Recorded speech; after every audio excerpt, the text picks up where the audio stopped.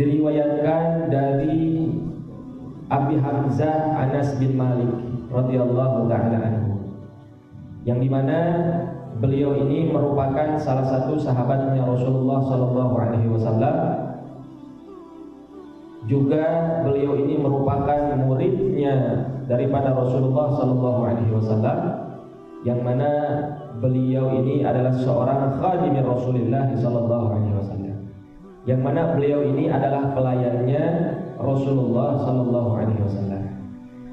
Nah, ini Sayyidina Anas bin Malik ini adalah merupakan sahabat Nabi, yang mana beliau itu lahir tahun ke-10 sebelum Nabi hijrah ke Madinah. Nah, ini beliau ini usianya ketika itu Nabi hijrah ke Madinah kurang lebih umurnya 10 tahun. Dia masih anak-anak, masih kecil. Nah, ini Sayyidina Anas bin Malik ini ketika Nabi itu hijrah ke kota suci Madinah, yang mana kita tahu ketika Nabi sampai di kota suci Madinah, seluruh daripada para sahabatnya Nabi, orang-orang yang cinta kepada Nabi, itu menyambut dengan penuh kebahagiaan, menyambut dengan penuh kecintaan. Sehingga kita tahu beliau disambut dengan salah satu qasidah yang masyhur, yang sering kita dengar, yaitu Thala'al Badru Alaina, yang mana semua para sahabat Nabi ketika itu amat sangat bergembira karena Nabi Muhammad SAW sudah sampai di kota suci Madinah. Maka ketika Nabi sampai di kota suci Madinah, itu utamanya sahabat-sahabat dari kalangan Ansor, itu beliau semuanya para sahabat Nabi ini menyambut dengan antusias, bahkan menginginkan ketika itu Nabi sampai di kota suci Madinah, itu masing-masing para sahabat itu kepengen rumahnya itu disinggahi oleh Nabi, kepengen rumahnya itu ditempati oleh Nabi.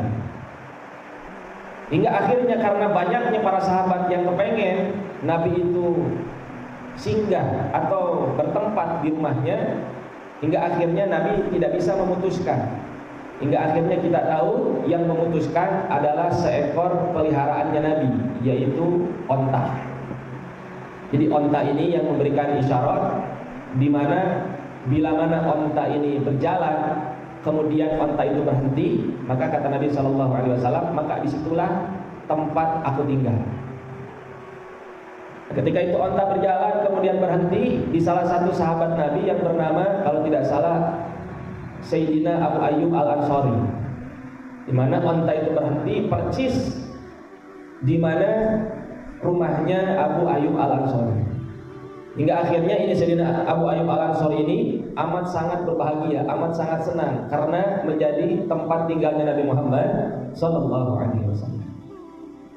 Nah, ketika itu para sahabatnya Nabi itu memberikan berbagai macam hadiah untuk Nabi. Hingga akhirnya ini Sayyidina Anas bin Malik punya orang tua, nama ayahnya Malik, nama ibunya Ummu Sulaim. Nah, ini Ummu Sulaim ini radhiyallahu anha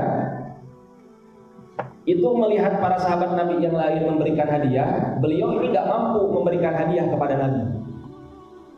Hingga akhirnya ini beliau punya anak, yaitu Sayyidina Anas bin Malik. Akhirnya dibawa ini anaknya di hadapannya Nabi. Ya Rasulullah, aku melihat para sahabat yang lain memberikan hadiah kepada engkau ya Rasulullah, tapi aku tidak bisa, aku tidak mampu, aku tidak punya apa-apa ya Rasulullah.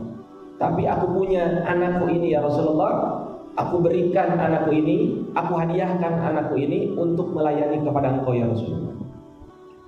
Jadi ini sama ibunya Sayyidina Anas bin Malik, yaitu Sayyidah Ummu Sulaim ini, Sayyidina Anas itu dikasihkan sama Rasulullah untuk melayani kepada Nabi. Maka ketika ibunya berbicara kepada Rasulullah, akhirnya Nabi itu menerima hadiah yang diberikan oleh Ummu Sulaim radhiyallahu anha, yaitu memberikan anaknya untuk berkhidmat kepada Rasulullah sallallahu alaihi wasallam. Yang ketika itu umurnya Sayyidina Anas baru kurang lebih 10 tahun. Bisa antum bayangin, umur masih anak-anak 10 tahun dihadiahkan, diberikan sama Nabi untuk berkhidmat melayani segala urusannya Nabi. Akhirnya Nabi diterima. Ini Sayyidina Anas pun senangnya luar biasa, bahagianya luar biasa. Kenapa? Karena bagaimana bisa bersama-sama dengan Rasulullah Sallallahu Alaihi Wasallam.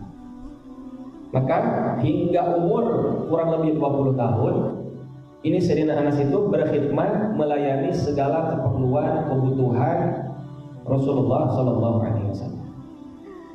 Maka ketika ini Sayyidina Anas berkhidmat kepada Nabi kurang lebih selama 10 tahun, itu Sayyidina Anas itu saking dekatnya sama Nabi, setiap hari berkhidmat kepada Nabi, melihat Nabi, memenuhi kebutuhannya Nabi.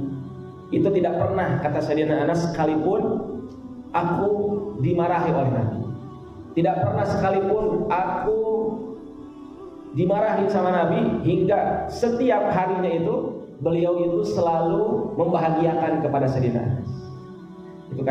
Itu kata Sayyidina Anas itu, beliau Nabi itu nggak pernah marah, nggak pernah kesel, nggak pernah bikin nggak suka begitu. Nah itu Sayyidina Anas itu menceritakan tentang keadaannya Nabi. Bahkan karena ini masih kecil, umur 10 tahun itu, ketika Nabi memerintahkan Sayyidina Anas itu untuk membelikan keperluan ke pasar, itu ketika sampai di pasar, ini Sayyidina Anas ini karena masih kecil, itu malah main sama anak-anak yang lain.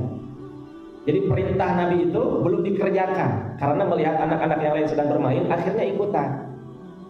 Nah itu ketika itu Nabi sedang tunggu di rumah, ini kemana nih? Sayyidina Anas ini kok nggak balik-balik. Akhirnya dicari sama Nabi ke pasar. Ternyata Sayyidina Anas itu sedang bermain dengan anak-anak yang lain. Maka ketika dilihat sama Nabi ini Sayyidina Anas sedang bermain, Nabi nggak marah, Nabi nggak tegur. Nabi akhirnya mencolek daripada punggungnya Sayyidina Anas. Nah, ketika Sayyidina Anas itu melihat yang mencolek itu ternyata Nabi, akhirnya beliau malu. Hingga akhirnya meminta maaf kepada Rasulullah. Ya Rasulullah, mohon maafkan aku ya Rasulullah. Akhirnya kata Rasulullah, ya Anas, segera engkau kerjakan apa yang aku perintahkan. Maka seketika itu Nabi nggak marah, Nabi nggak kesal. Akhirnya perintah tersebut diberikan kepada Sayyidina Anas. Maka seketika itu Sayyidina Anas mengerjakan apa yang diperintahkan oleh Nabi Muhammad SAW. Maka seketika itu ya Nabi pulang ke rumahnya kembali. Nah ini Sayyidina Anas juga merupakan salah satu sahabat Nabi yang banyak meriwayatkan hadis. Jadi beliau juga banyak meriwayatkan hadis, kurang lebih 2280 sekian. Nah itu beliau meriwayatkan langsung daripada baginda Nabi besar Muhammad Sallallahu Alaihi Wasallam. Yang mana selama 10 tahun itu, di samping beliau berkhidmat, juga beliau mencari ilmu kepada Nabi. Beliau ambil ilmu-ilmu hikmah-hikmah yang diberikan oleh Nabi, sehingga 10 tahun itu Nabi itu saking cintanya, senangnya sama Sayyidina Anas, hingga panggilan sehari-harinya bukan Anas tapi Unais. Bahkan kadang-kala manggilnya sama Sayyidina Anas itu ya waladi, wahai anak. Karena saking sudah dianggap anak. Bisa antum bayangin umur masih muda melayani sama Nabi. Umur 10 tahun anak-anak begitu kan ibaratnya. Kan belum mapan kalau di kita ini.